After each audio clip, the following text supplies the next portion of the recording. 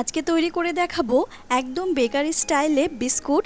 আর বিস্কুটগুলো দেখুন কত মুচমুচে হয়েছে, ওপরের কালারটিও অনেক সুন্দর হয়েছে। তাহলে দেখুন, বিস্কুট তৈরি করার জন্য এখানে আমি 1 কাপ ময়দা নিয়েছি, আর নিয়েছি হাফ কাপ গুঁড়ো দুধ, আর নিয়েছি half cup powder sugar, half চামচ দিয়ে দিচ্ছি লবণ, 1 চামচ বেকিং পাউডার এবং 1 চামচ দিয়ে দিচ্ছি এলাচ গুঁড়ো। এখানে হাফ কাপের থেকে একটু কম মেল্টেড বাটার নিয়েছি। এবারে সমস্ত উপকরণ ভালো করে ময়দার সাথে মিশিয়ে নিলাম। এখানে হাফ কাপ সাদা তেল নিয়েছি। এবার এই তেল দিয়ে ভালো করে একটি সফট ডো তৈরি করে নিচ্ছি পানি ছাড়াই।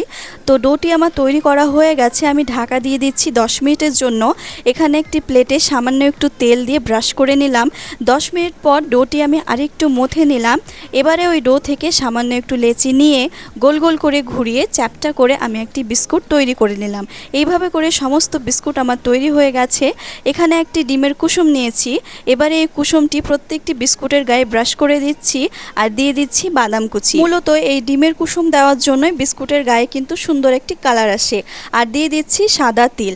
এবারে সমস্ত বিস্কুট আমার বেক করার জন্য রেডি হয়ে গেছে। আমি চুলায় বসিয়ে দিলাম, আগে থেকে প্রিহিট করে নিয়েছিলাম। এবারে ঢাকা দিয়ে দিচ্ছি 15 মিনিটের জন্য। 15 মিনিট পর বিস্কুট আমার পুরোপুরি তৈরি হয়ে গেছে দেখুন, আর কত বেশি সুন্দর লাগছে। খেতেও কিন্তু অনেক সুস্বাদু হয়েছিল, আমার পরিবারের সবাই খুব পছন্দ করেছে। এরকমই আরও সুন্দর সুন্দর রেসিপি দেখার জন্য আমার চ্যানেলটি সাবস্ক্রাইব করে আমার পাশে থাকুন। আর ভিডিওটি ভালো লাগলে একটি লাইক করে দেবেন। টাটা।